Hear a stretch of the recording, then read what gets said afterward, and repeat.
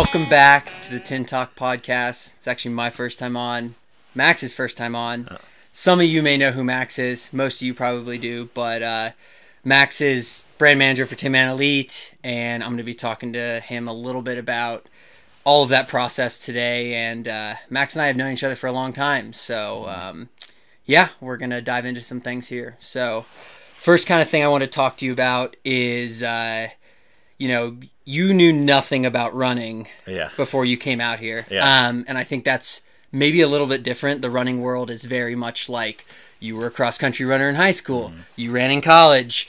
You've, been obsessed with running since you kind of got into that journey. So can you talk a little bit about just the process of you reaching out to me when I was kind of, getting my running career started, and why you basically decided to join us that first summer?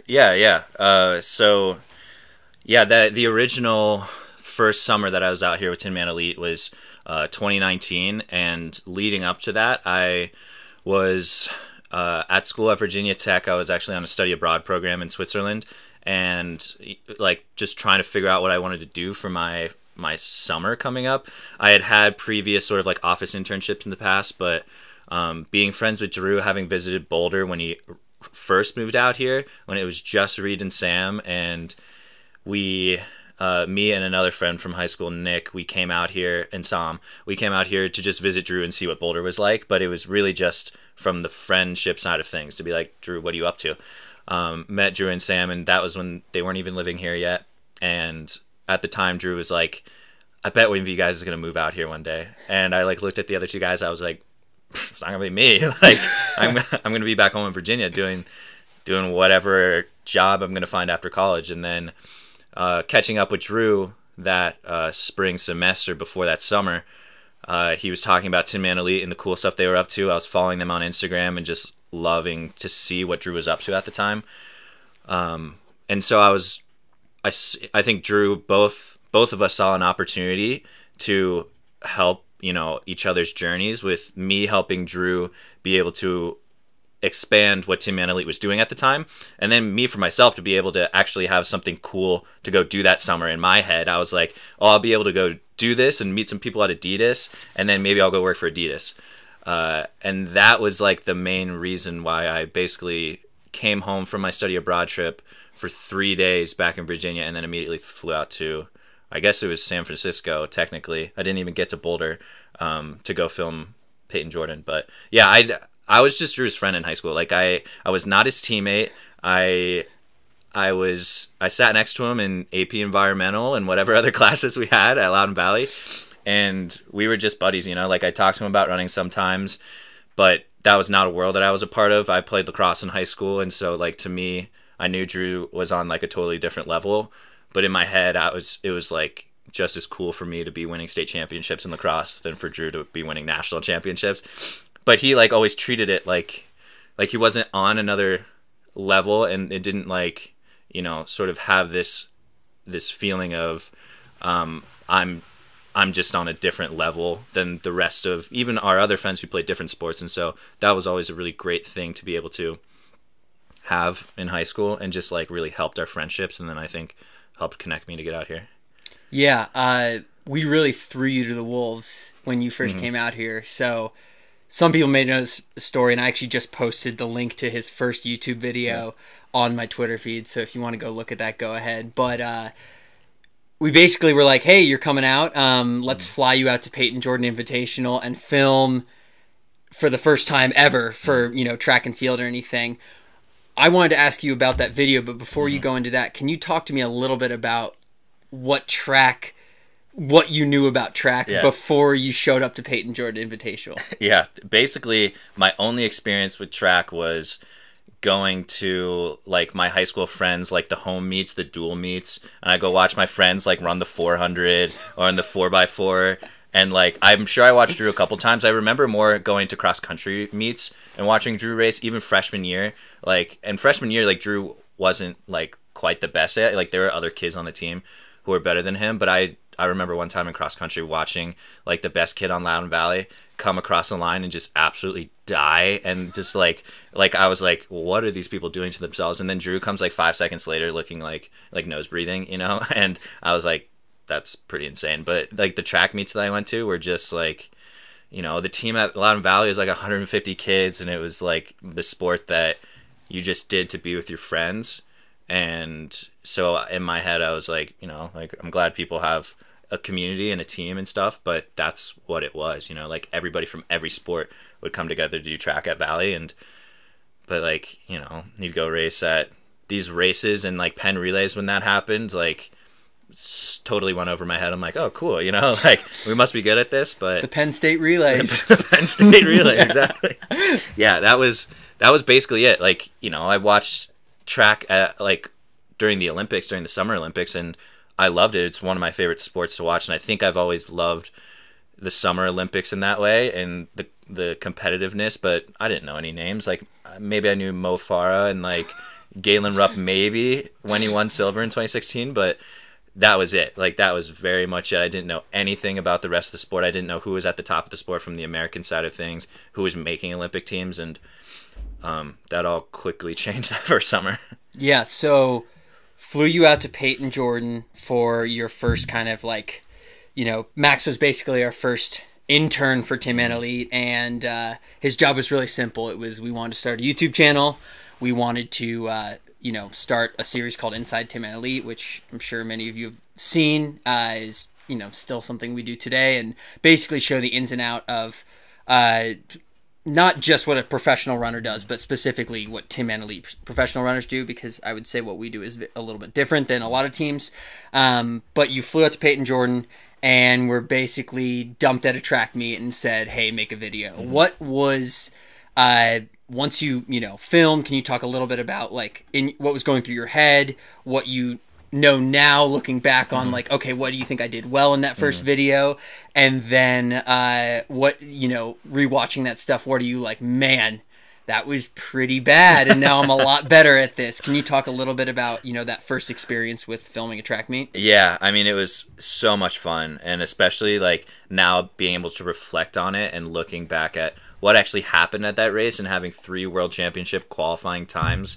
So it was like very surreal, and just like I couldn't comprehend how like good of a race that was at the time. But even just the weekend as a whole, like I had to be filming this video, but at the same time like meeting almost the entire team, and not like I didn't know any of these guys. I knew Drew and Sam, so I, you know, but I mean, sorry, Reed and Sam, but Reed wasn't there. It was just Sam. I was like, I came to dinner and I was like, I have to film these guys that I've never met before, to like try and make a video.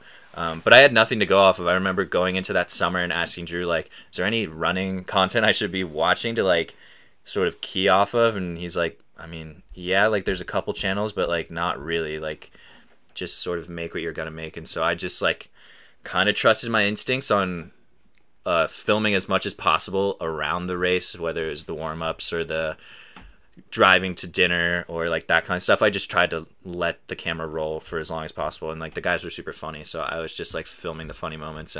But like actually at the track meet, thank God running is like not that serious, because I just walked in with the guys, like pretended like I was a coach or something. I had like a little coach's wristband, and you know, I got to go into the warm-up area and just like sit there and film. I didn't know any other runners, I didn't know any other, you know, like media people. I was just like a stupid kid with a camera. And probably the biggest thing when I go back and watch that video is I wish I just like filmed more of the race. I think there's only maybe like 20 seconds or 30 seconds of like a 5K. I'm like, oh man, I could have made that so much longer. But to me, I'm like, well, this is boring. Like they're just like running laps. Like the beginning's interesting, and like maybe 1 or 2 laps in the middle, and then like the last bit of it. And so that's just what I put in the edit, and that edit took me so long. Like it took me probably like 20 or 25 hours to edit, like, you know, a 15-minute video, because I just kept going back and rewatching the video for some reason, and Sam would say, add subtitles, add subtitles, add subtitles. Yeah, and Sam would just be over my shoulder, just like breathing in my ear, telling me to, you know, he's like, oh yeah, you probably want to put splits, and can we make this and add a song here? Like, you should just add a title card here. Sam is always heavy on title cards and subtitles, and you got to tell people this and that. And at the time, I didn't know anything, so Sam was very much like my creative direction for what to show in running, and also just from a sense of like being a viewer and knowing what's interesting and what's not interesting. And that first video to me was so much of a learning experience, and it was so awesome. And I remember going to, I think it was like to film with you guys at the rec center, like the week or two after.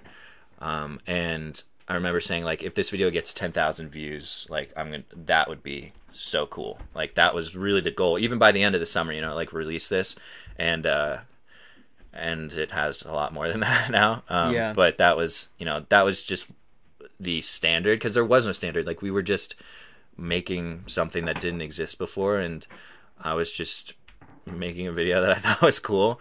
But I was never intimidated by the guys or the running world, really, and I think that's what benefited me, allowed me to just like make what I wanted to make, because there wasn't a standard that I had to live up to, and so it was more of like anything that exists right now will be good.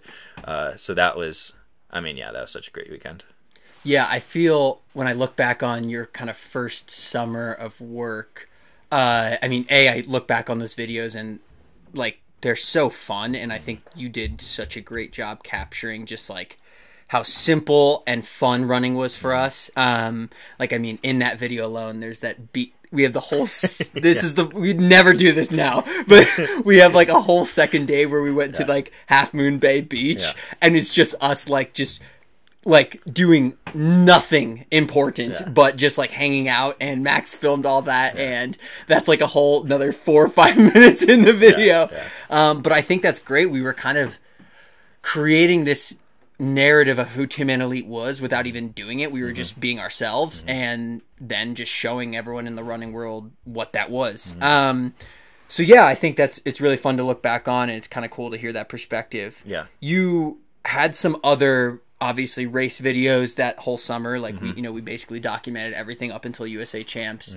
Can you talk to us about what your goal was by the end of the summer, either with the YouTube channel or with Tinman Elite, and then, what your vision was going back to school, and then kind of like saying, okay, do I want to do this full time? What does this look like? Can this be something that is a real job for me? Can you talk a little bit about, first summer, the rest of the summer, and then going into, you going back to Virginia Tech for your senior year? Yeah. I mean, that summer, I think still stands as the best summer that I've ever had. Like, just the amount of fun, the amount of travel that I got to do, the places that we went, like, I just don't think there's really anything better. Like, you got to travel with your friends, make videos about it. At the time, like, it was very, like, I was sleeping in Drew's closet. Like, it was that whole, like, experience of just, like, come here to have an experience, and, like, there was no end goal, really, outside of me wanting to potentially be like, oh, here's people at Adidas.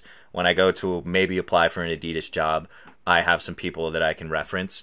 But outside of that, like, I was going to go back to school and then go to the job fair like everybody else. And that was sort of my thought. Like, it was just going to be a really cool experience, a chance to connect with Drew and his running journey, and, understand it in a different way. But the way that everything progressed and picked up through that summer, I would say mostly what made me realize, and everybody realized, that this could be something where I could come back to and actually work full time, was the product sales that summer, and everything selling out so quickly, and us trying to figure out where to get more product and what to print on, and just seeing our audience grow and the excitement and the community piece. I was like, why would I go do something else that theoretically, like having Adidas next to my name on LinkedIn or whatever would probably be a bit more impressive to my friends at school, right? And, there's not a lot to show them when there's just a basement and a couple of YouTube videos, but I was having so much fun that that's just what I wanted my life to be. It wasn't really necessarily about work or even about making money.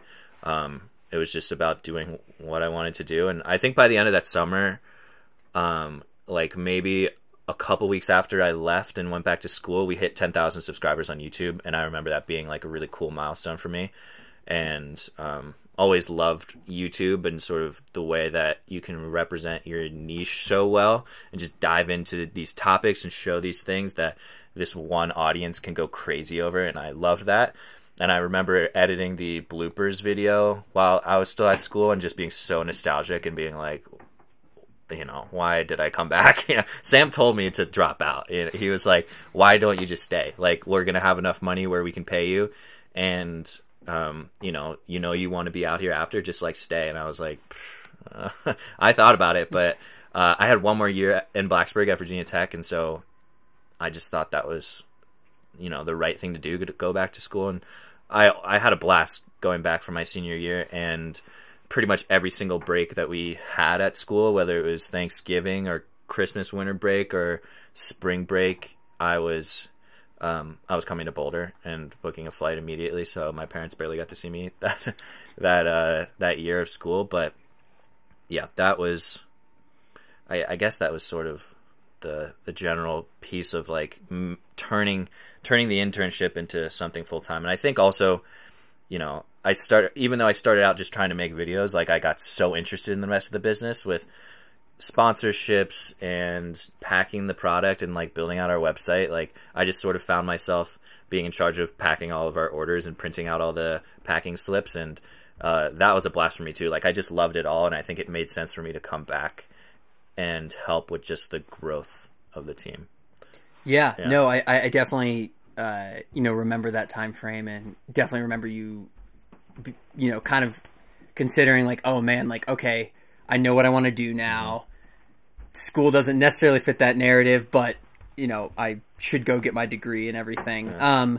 I want to dive into more of, basically the greater business of the team outside of just media, but I do want to finish up a little bit with, storytelling, and you talking a little bit about that. There was a Twitter thread the other day I was reading about, basically talking about Steve Jobs and Apple and Nike and all these big companies, and how at the ethos of all of them and how they really got off the ground was basically telling a story. And I think that was something that Tinman Elite did so well early on, and we had Max to do that, which was something that a lot of teams don't have. But what do you think about, how you started this YouTube channel with us and how that has infiltrated all aspects of the business and has kind of been the lifeblood of, allowing us to sell product? Can you talk a little bit about how, and maybe it was unintentional at first. We were just making YouTube videos, but that was kind of, like I said, what fueled everything else. Can you talk a little bit about, that, and do you think that's accurate, or do you think, it was, the story was already there and we just needed to tell it? What do you think about that? Yeah, I think what was interesting is the lack of like self-awareness of like where the team was and the excitement. Like, it was just really, the guys were just so excited to be with each other, and everybody on the team is so alike but also so different. But I think at that time, as far as like the age group and the excitedness, like everybody was in that early 20s, like have a bunch of energy. Like that first summer was, okay, here's the race weekend and the meet, but like half the stuff that we're actually worried about is the after party afterwards, and like going to see all their other buddies and friends who are in the track world. And to me, that was so cool and fun to meet people like that. But that was like part of like, I guess that there just wasn't a focus on like really, I mean, I think there was an understanding that we were telling stories, but when you've just got like one camera and you're like trying to sort of vlog and like film races and film interviews afterwards, I think it was more just about sharing an experience rather than we need to tell this specific story and like actually understanding what the stories were. They were just unfolding, with everything that was happening. And I think that was just inevitable with the setup of the team. You have these three guys, you start recruiting people left and right who are really just excited about all of this, and everybody who's at totally different performance levels. So these like cool stories started to unfold, but because we just had a camera there and we were capturing things in the first place, I think the stories just became that and what was happening, which is great. It made my life super easy. Like there was only really towards the end where I started to look back at the beginning videos of what we were making and look actually how to improve it and how to add additional storytelling elements to it. Because I think it's the Tinman brand in general that a lot of it just formed by us doing stuff at the beginning, and now we look back on it and we're like, oh, our brand is this, this, and this is how we tell a story. But it didn't start by being intentional about that. It just started by doing it. Totally. Zooming out from not just Tinman Elite, but the running world as a whole, I'm sure, you know, we talk about this all the time, but you've seen how media has changed so much in the running world. And, you know, maybe I'm tooting my own horn and Tin Man's own horn here, but I really think that we helped jumpstart a lot of that. Like even just now, you look at basically every professional team has someone with a camera on staff now. That was not a thing even 3 years ago, 2 years ago. What do you think about that? And do you think that is a good direction for the sport? And do you think that's something that, like, are you proud that, you know, we were maybe some of the pioneers in that journey? Yeah, I'm so proud. I think it's the main reason why I still love this job so much, and I loved it since the beginning, even though I knew nothing about running. Like, it feels so weird to be so passionate about, like, a community and a sport that I've actually never participated in. Like, I haven't even raced, or, you know, I've trained here and there, and the guys have helped me with that, but you know, there's no reason for me to be as passionate about this sport as I am. And I think the main piece that I really love that helps me come back to this is the fact that we can have an impact on a group of people and grow something that didn't exist previously, and take something that was potentially struggling and make it better. And that's, I think, why it's so great to see so many teams with people with cameras and trying to share stories. And there's some teams out there doing a really great job, but I also think there's teams out there that just get a camera person just to have them because, like, it's a new standard. And that's hard, you know, to see sometimes, where it's like, well, it's a step in the right direction. But honestly, like, I've always wanted competition for Tinman Elite, with, you know, making YouTube videos and putting out the next best piece of content, because for a while the competitiveness was just about the runners getting better. But, you know, Tinman Elite was selling more merch than everybody and had more YouTube subscribers than other teams. And so it's nice now to sort of feel the heat of some of these other teams doing a really good job at sharing a lot of these things. But it's also, I think this team has always been made up of people who will always continue to push the envelope and continue to push the sport better, because we have to understand just, like, the media landscape as a whole, and how we use our different social medias, and how we go about using our limited resources to make the right content. So it is really cool to see it, and I'm excited to see there be more storytelling specifically with other teams, because that benefits the sport as a whole, especially at the professional level. You just have to understand who the runners are in order to care. Otherwise, we're just out here chasing times, and, like, it's not that fun to watch. Yeah, absolutely. And I feel like it's a bare minimum now where track and field is a severely underfunded sport, but teams should at least invest in someone that can share the highs and lows of every track and field athlete and team out there.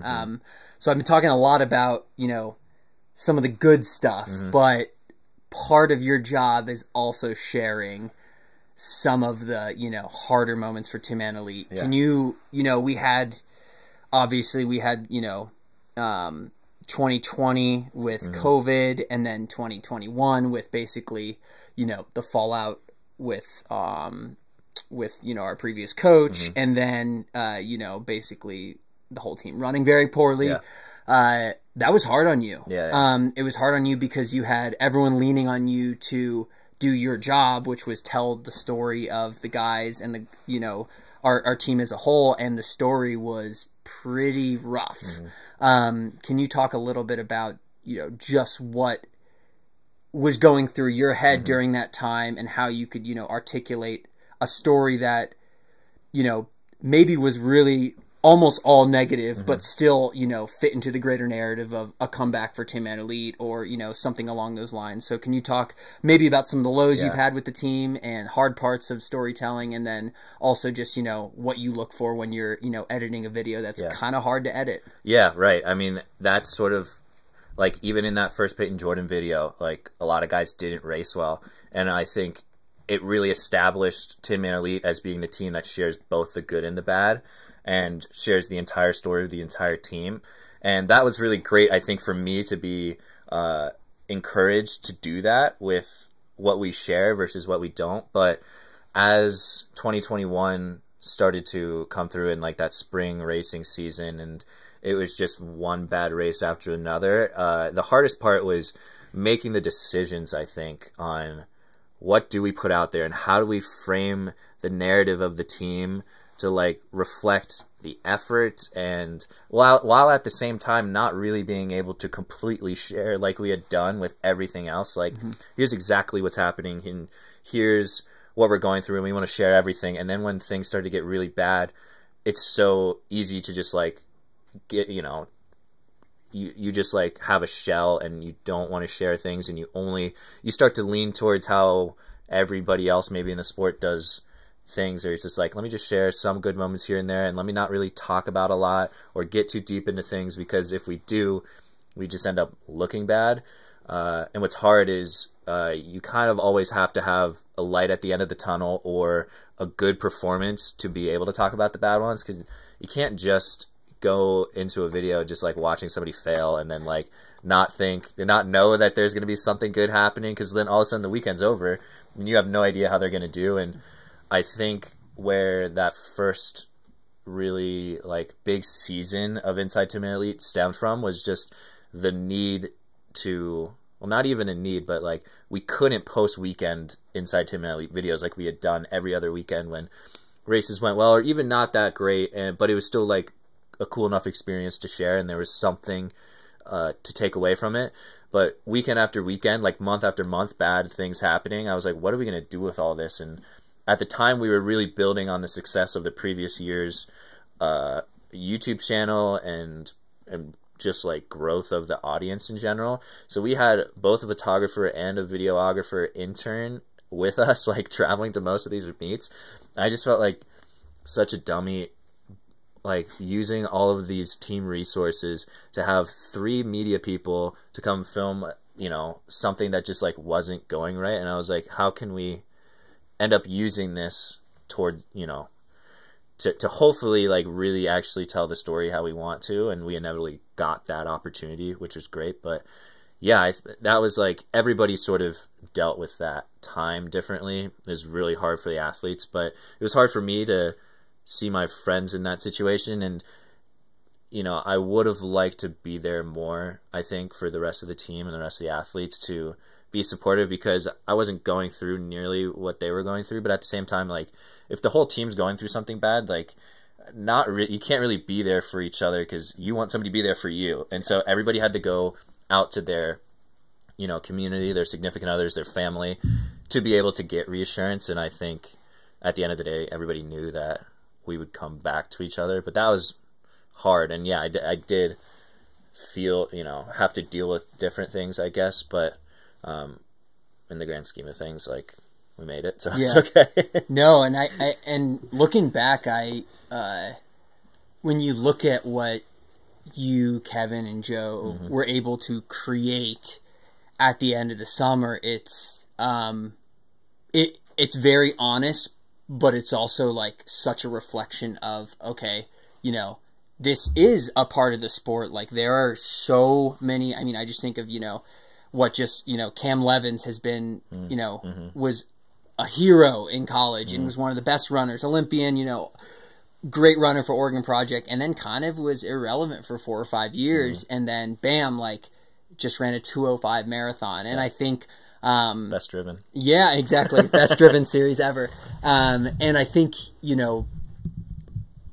it was hard for us when we were going through that to see any kind of good come from that. But because we have, you filming the highs and the lows and then creating something at the end of it, it's like, holy crap, okay, man, this was a tough year. And I think that has been really reflective for a lot of the guys on the team, and able to, like you said, look back on this stuff and actually learn and grow from it, that maybe we wouldn't otherwise have if we didn't have those series. I do want to talk about the interns, which you alluded to. You're making my job easy. You're just flowing into all the next topics. Tinman Elite has had interns basically every single kind of summer since 2019, and even throughout the year when COVID hit and everything. And I think it's been this weird thing where the interns have left Tinman Elite and gone on to do some really cool stuff afterwards. And I know, you take a lot of pride in that, and, we take a lot of pride as, being that team where young, excited, creatives come and spend a summer learning, shooting out in Boulder, Colorado, and then go on to make some awesome stuff for us, and then they go back to, you know, wherever their school is or whatever, and all of them have done really, really well for themselves. So can you talk, you know, about kind of the inception of the idea of having an intern, and then, you know, Joe, Kevin, Paul, all of them, you know, now doing great stuff? Yeah, I mean, that was so cool for me, and I think I felt weird at first because at the time, like, Joe was the first intern in the summer of 2020, and that puts me, you know, 3 months out of college. Like, it felt so weird to be, like, responsible for somebody. Like, I was supposed to be the grunt. Like, I was so used to being in that intern spot myself, making videos, packing orders, doing all these things, and now all of a sudden there was somebody that I was, like, sort of responsible for and making sure that they were doing work well. And I think because Joe is the first one, I didn't know. I wasn't teaching him anything. I wasn't telling him anything. Like, he was just around and there, and he did such a good job on picking up on everything and just shooting day in and day out to get better. And we sat down here and folded t-shirts for hours and hours, but we'd all do it together. And I think that was a really important thing for, you know, just the team in general and the operations, and for Joe to learn that, like, you know, that sweat equity piece and just putting in work wherever it was needed to help out the team as a whole was really rewarding. And yeah, with Joe specifically, like, he was already going to be out in Boulder, and Sam talked to him. I didn't interview Joe at all. Sam basically just said, well, you can come do some work for the team when you're out here. I was like, oh, okay. Like, I wasn't planning on it at all. And then all of a sudden he was out here for like a week, and we told him, like, hey, actually, we're actually just going to hire you.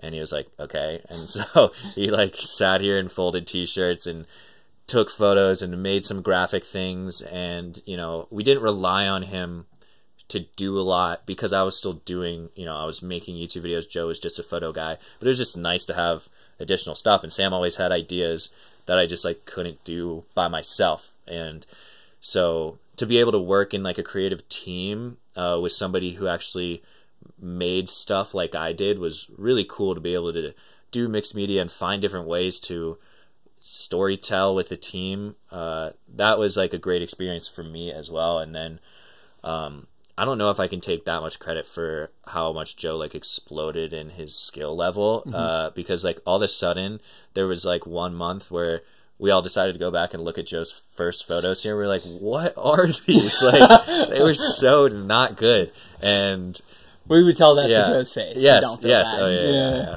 He loved it. Yeah.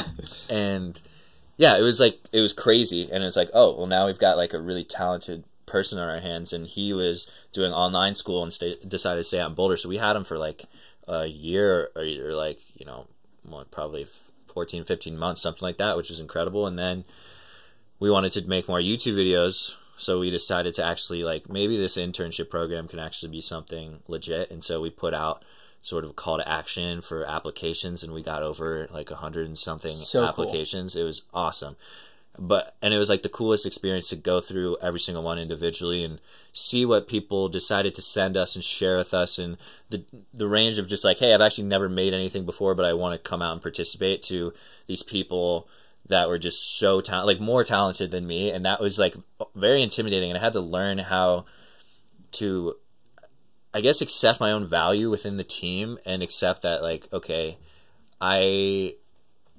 part of my value is understanding how the team works, and the rest of it, and being comfortable to be able to work with people. But then I looked at Kevin's portfolio. I was like, this guy's better than me at making videos, like, full stop. Like, he could make short form, he could make long form. They were beautiful cinematic. I was like, I've never learned how to do that. Like, I just made vlog videos, and like, nobody taught me really how to use a camera. Like, my dad, I had my dad's hand-me-down camera, and I was like, well, I have to check my own ego here and just hire this kid and know that we're going to make some really cool stuff. Yeah. And so we hired Kevin and made the first season of Inside Tinman Elite, and we worked so well together. He was so easy to work with. He was also such a grinder. I think that's been the common theme between all of our interns, is, like, all of them just want to work all the time.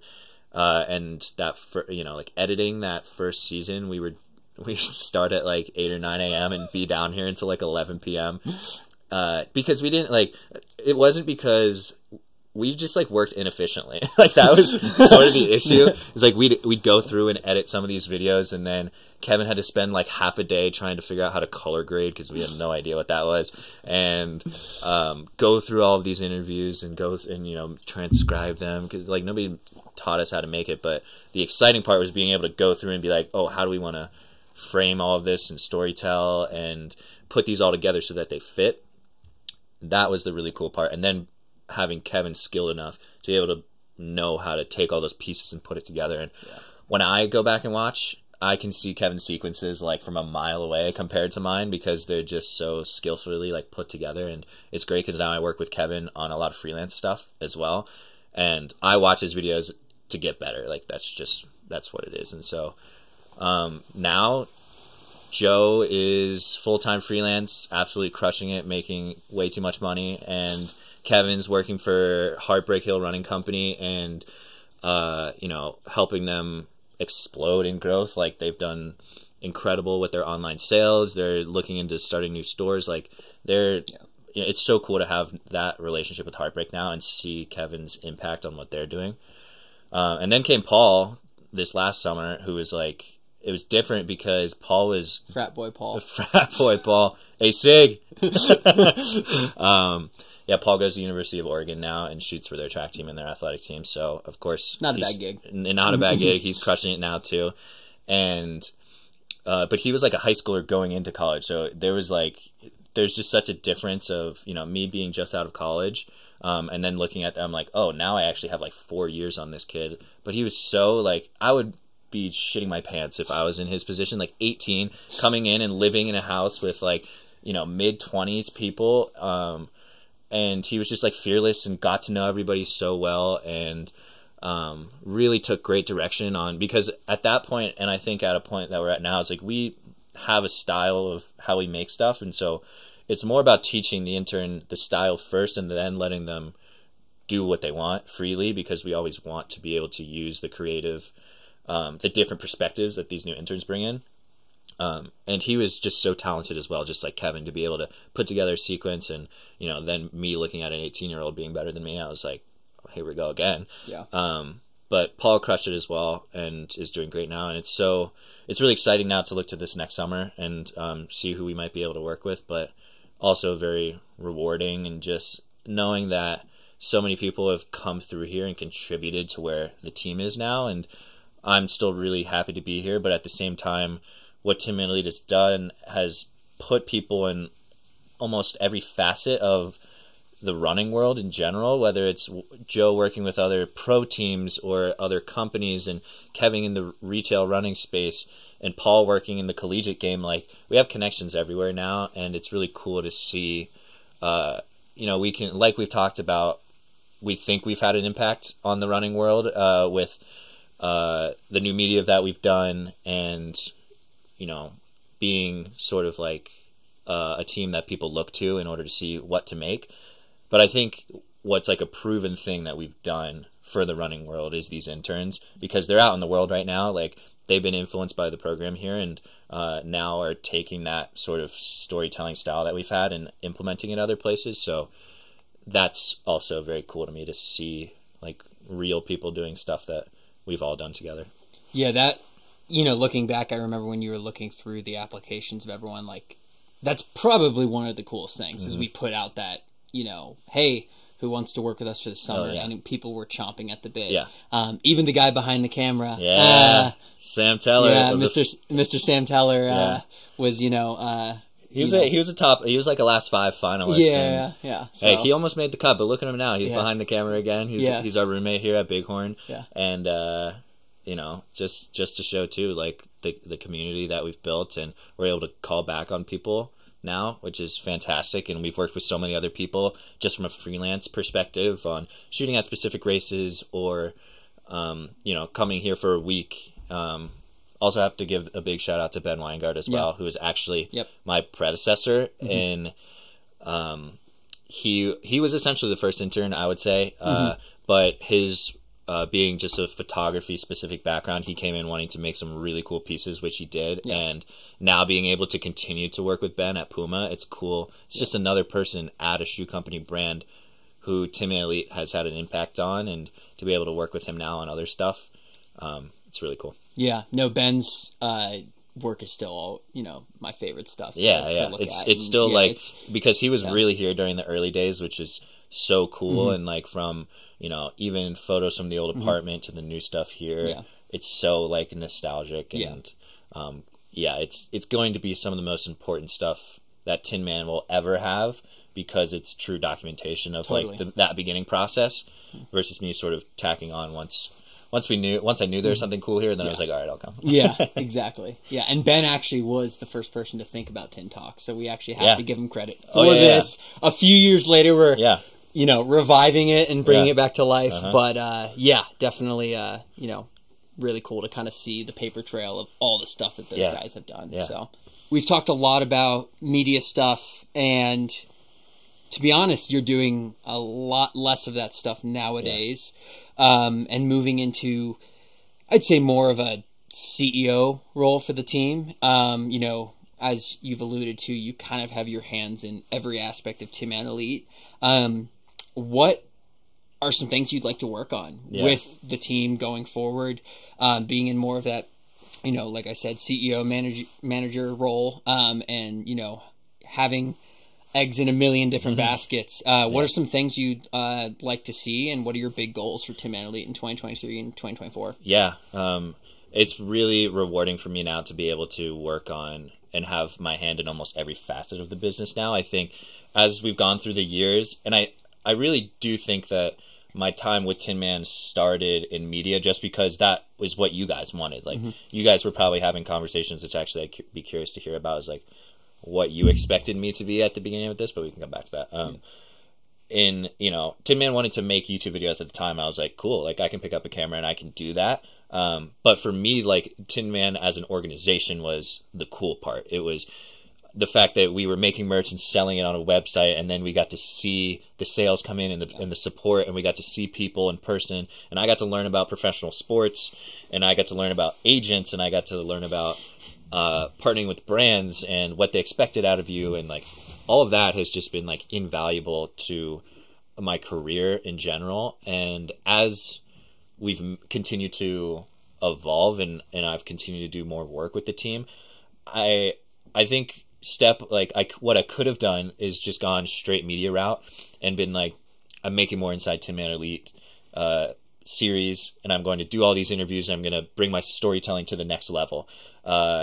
And I still like have so much interest in doing that, but I couldn't ever let go of the rest of the pieces of the business. Like I loved learning how the contracts worked with the individual athletes, and what it meant to bring coaches on, and new sponsorships, and how do you reach out to companies, and how do you know what to offer them. And that stuff just got me equally as excited. And I think now realizing that there are so many people out there like Sam who are just very talented and can make really good work. I think where Tin Man just needed the most help now is with the running of the business, because the running of the business has been done by the athletes since the inception, with Drew, Sam, Reed, and Connor really spearheading the direction of the team in terms of how many more athletes do we want to add, and who do we want to sponsor, and where, and when we make money, where should it go, and how should we invest it? Like, are we growing a professional running team, or are we growing a business? Like, all of those questions are so fascinating to me, and like make me wake up every day and like barely put on a hoodie to come downstairs to start working. Like, those are the things that really excite me now, and so that's what I'm trying to spend more time doing, especially with the 2024 Olympic cycle sort of coming to an end, and knowing that Tinman Elite could be in a very different position post 2024 with the Team Adidas contract being up then, and a lot of the individual athletes' contracts being up then. I want to make sure that Tinman Elite is set up in the best way possible, and also give the athletes the best opportunity to achieve their dreams, because as much as Tinman Elite, I'm sure, has been sort of like achieving a dream for you, like, it's sort of like everybody's entered here trying to be the best runner possible. And so to give like you, Sam, Connor, and Reed the ability to just like clock in and clock out and work on what you want to, but at the same time, like as soon as something starts to stress you out a little bit, like it affects your running in one way or another, whether it's affecting your life and then your life, like all of that is what I've learned about living and watching you guys be runners, is that the smoother life is going, the smoother running can go. And yeah, I'm just really excited now to be able to try and help Tinman be in the best spot possible while you guys can achieve what you want to achieve in this next year. And yeah, some of those things include going after additional sponsors to help support the team. We found, I think, that product sales are so up and down, especially with the setup of this business being money in and money out, or just money out basically every single month. You want to pay the athletes, you want to pay the travel stipends, strength coaches, everything. It's just like you have to pay money to make a professional running team like this run. But when we only do drops once every 2 months, or we have these sort of times where there's not racing happening, there's not certain things to drum up excitement in order to get the support that we need. You just need consistent revenue. And I think we've done such a good job at building the brand and the community of the team, where I really hope that there's a lot of companies out there who would want to be able to work with us and us represent their company and their brand in the best way possible, because we live the Tinman Elite brand, and we try to live the rest of the brands that we're partnered with as well. You see Adidas everywhere. We've got our own shoes with them, which is incredible. And, with Koros as well. And being able to, have the athletes wear their watches every single day and be able to talk about them authentically. It just makes sense to be able to find companies who identify with the journey of the team and where the team is at and how we operate. And yeah, we're basically just working on trying to get there. Drew's also doing a ton of work on that front as well. We have some companies that we're working with individually. I think that's been a really cool piece too that we should probably talk about, is the work that you and me have done together from a business side of things. And I think the perfect example is the Europe series from this summer, and being able to individually pitch companies to just get enough money to go travel to Europe. Yeah. But yeah, what are some of the business things that you've done and that we've been able to do together that you found for your own career outside of running, and how it's been able to fit in? Yeah, no, I mean, as many people who look outside looking in at professional runners, it's very important to be diligent about your training, your weights, nutrition, all that stuff. But you do have 5 to 6 hours in the middle of the day that you're either sitting and watching Netflix, or you're trying to learn and trying to challenge yourself. And I've just always been someone that needs to be learning or challenging myself, and I look at my running career as a launch pad for the rest of my life. And I look at, the opportunity I have right now is, I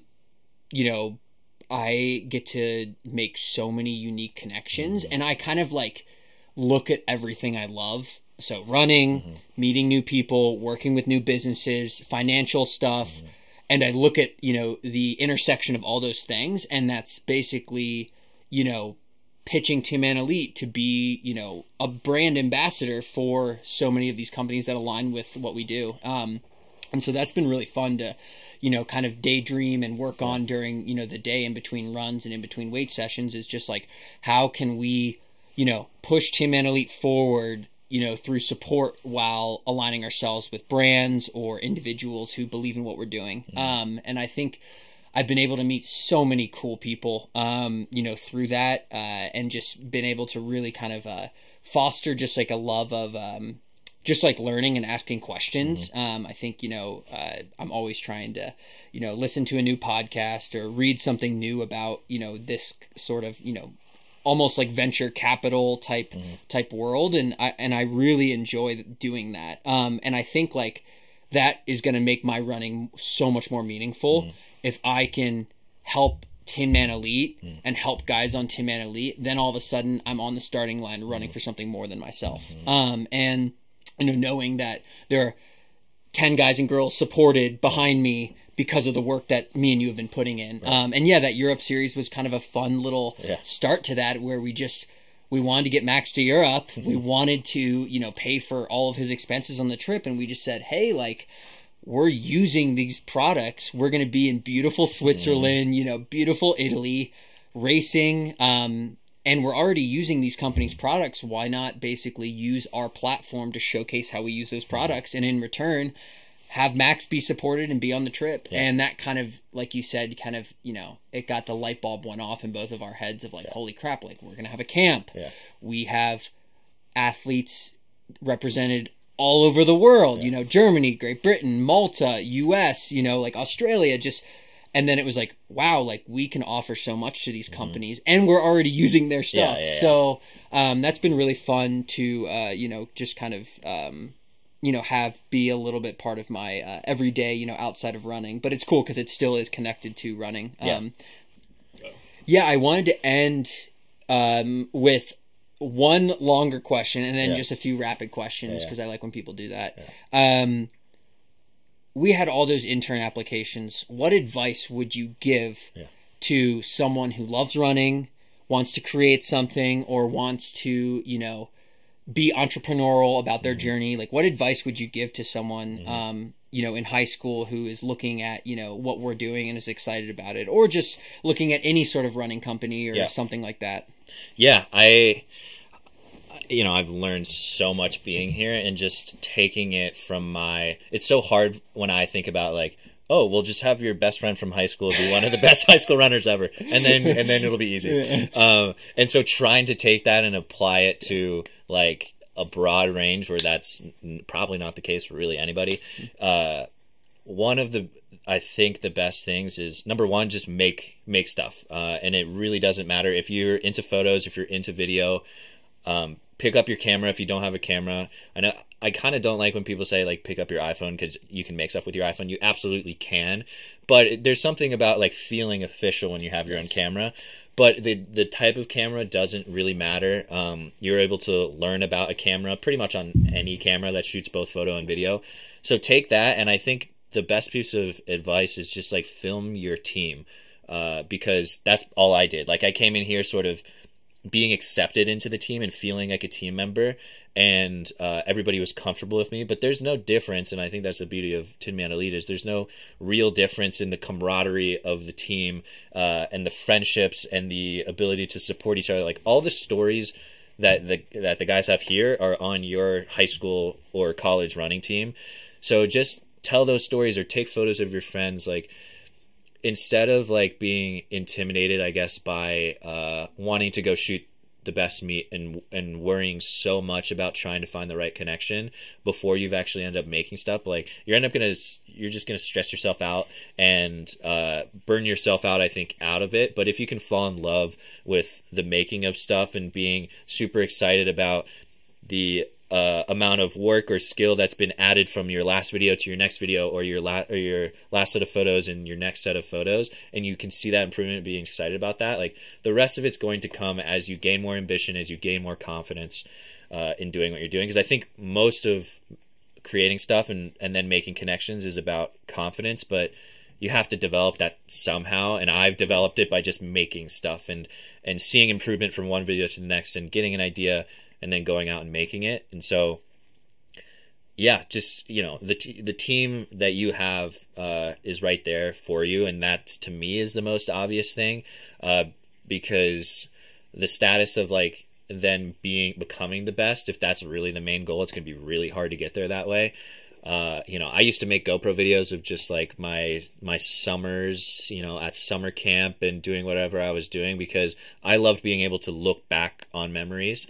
I think like a lot of what I make is very nostalgic based, and I think like we found that we love the old Tin Man videos because we're able to go back and watch the in-between moments, because we don't need like somebody to tell us how we feel when we know how we felt in that moment, and to be able to share that stuff. And so if that's what drives you, inspires you to make stuff, then just capture moments with your friends. But if what inspires you is the most beautiful cinematic running sort of piece or film, or, you know, a Tracksmith Emily May type thing, then go out and make what you can, and, you know, create your own set and take your friends there and go out and just like have fun doing it. And then you're able to look back and be like, oh, well, we can do this next time. And next time we'll bring my buddy's car so we can shoot out the back of it, or we'll bring our bike. And that's just how you're gonna fall in love with the process of doing it, and let the rest come to you. Basically, Instagram DMs are always a good place to start if you want to talk to somebody or learn something. But the most valuable skills you just learn yourself, and then the stuff that you don't think about is what you end up learning from other people, I think. Yeah, that's great advice. Yeah. No, I definitely think just starting and just like failing, and then just like failing better and better and better until you're like, oh, okay, like I see the progress, and then you become addicted to the progress and the process, and all of a sudden, you know, you can have that confidence to go out there and pitch yourself to people, and it's I've seen that in your own work, but you know, with just so many other people. I do want to end just few just fun, quick questions, some rapid questions to you know, just have everyone know you a little bit better. But let's start with the first one. What is, of all the videos you made, do you have a favorite?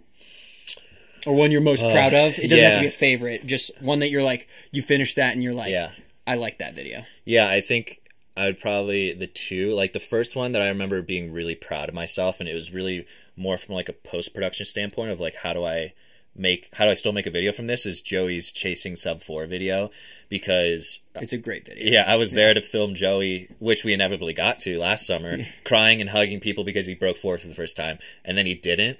And I was like, I had so not really prepared for that, even though that seems silly of me not to. But I was so ready to make that video and make it so cool and just look back on Joey's time as a runner. And then it didn't happen. And I was like, how can this still be a story that's inspirational to people and something that we can share? And I was really proud of how that one ended up coming out, and some of the additional filming that I made Joey come out and film with me later, which I just never really did. It was like I had a lot of ideas, and it was so rewarding to be able to go and make it a full thing. And then Sam's Delaware Mile Challenge video too. Being able to go back through all of Sam's like archive footage of him like as a little kid, middle schooler, being able to interview his parents, like that to me was like one specific story that I could, you know, just spend a lot of time on. And it was so cool to be there with him and see that moment and see an entire community celebrating like this one running achievement. It just felt like what Tinman Elite is supposed to be about, in making an impact on people and a running community rather than the entire community, and trying to be like remembered for some person who made world championships this many times or did that. But like Sam did that, you know, and he can look back on that moment and be like, that's a positive impact that I made.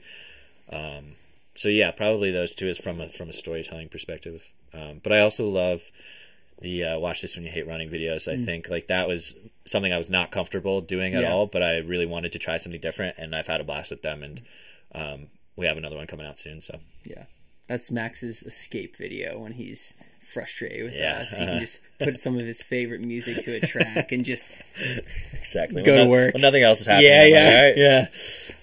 Okay, dream company for Tinman Elite to work with. We've talked about Jeep a couple times. I think that's really cool. I think to be able to work with a car company and like have team cars. I just think, you know, there's such a great like clip of your Forerunner when we were up in Kremling, and like everybody's hanging off of it, and I love that so much. And I'm like, I think that could be cool because it encapsulates so much of what we do, and traveling to the house and going on workouts and stuff like that.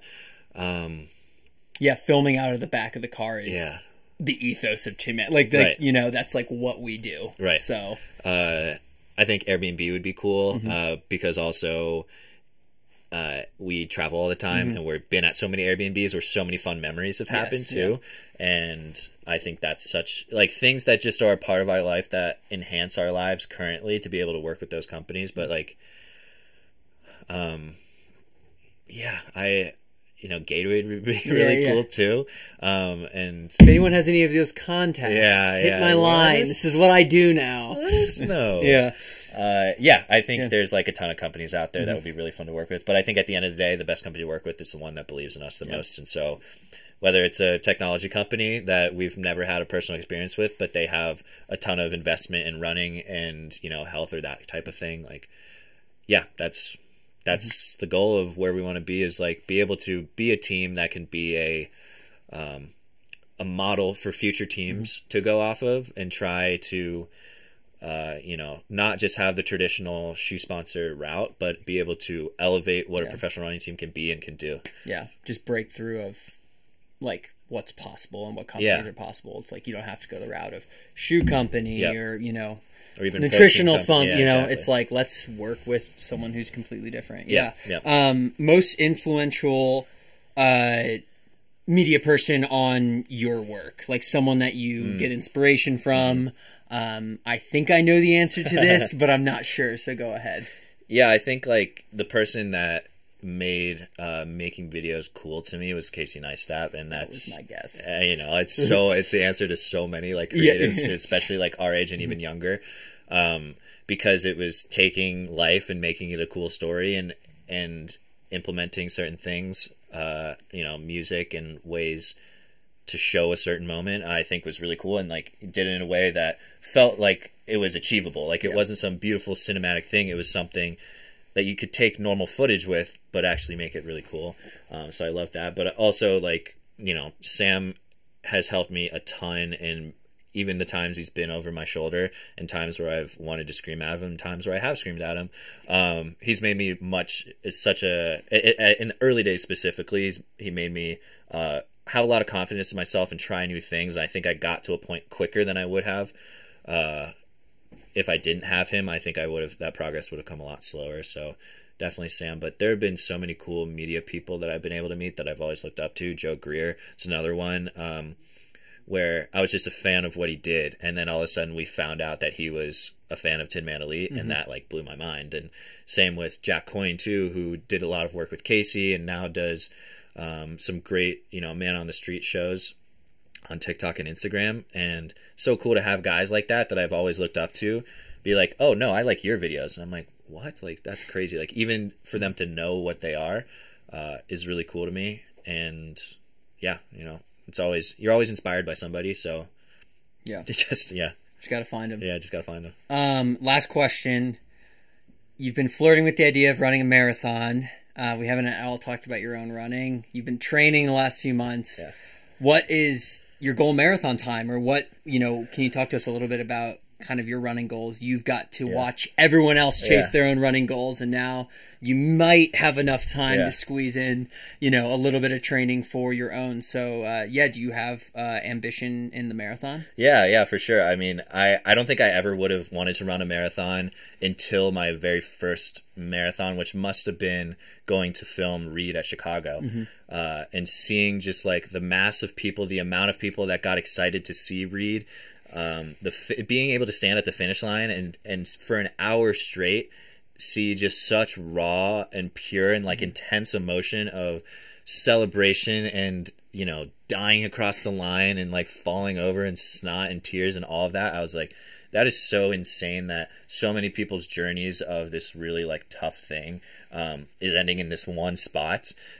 And I never learned about the importance of like doing hard things, really. Like I think Jules like knows that about me. Like I've always I love being comfy, you know, like, and even with running, like running to me has just been for a while it was like, oh, well, it'd be cool to do this. And so I'd run for a couple weeks, and then a Tin Man video would need to come out, and I'd spend like a week just in a cave, you know, trying to edit it. And I'm like, wow, I feel really crappy and I don't know what to do anymore. And so I think after working a lot last year, and also being at a bunch of marathons, I was like, number one, I need to give myself the ability to go through my daily life and feel good. And number two is like, I've seen so many people like achieve their dreams through running a marathon that I just like have to do this myself. So I've been trying to structure my life in a way where running fits in a little bit better, and I'm not just like waking up immediately and trying to work. And so it's been great. Like I'm pleasantly surprised how the first few months of this year have gone, and I'm confident enough to sign up for my first marathon. I think, you know, it's like I'm definitely not close to being ready at all right now, but I'm further along than I think I've ever been, which is cool and exciting, and like it's going to be really cool. I'll be capturing the journey along the way. I want to make a really cool video at the end of it. I want to be able to raise some money, and so I'm sure we'll be making a post about this pretty soon, but it should be really exciting. So the plan is to run the Marine Corps Marathon at the end of October. So we've got some time to get there. We've got the best coach in the game right here who's going to get me there, and so, yeah, it'll be a lot of fun. Yeah, awesome. Well, thanks so much. This was really fun to sit down and talk. First time on the Tin Talk Pod. Yeah. Hopefully we can do this again. So, yeah, thanks for the time, man. Yeah, it was a blast, man. Thank you. Like, comment, subscribe. You see these beautiful shoes behind us here? Please buy them. They're actually still available on the website. It's actually very cool. They're starting to dwindle a little bit up here. So thank you to everybody who's bought stuff. There's stuff on the website right now. Our Team Essentials collection. We've got some shoes up there. So if you want to support the podcast, go over there and check out what we've got up on the store. The goal would be to have a new background. No shoes. So please help us with that. Yeah. 28s, 11.5s. We've got you.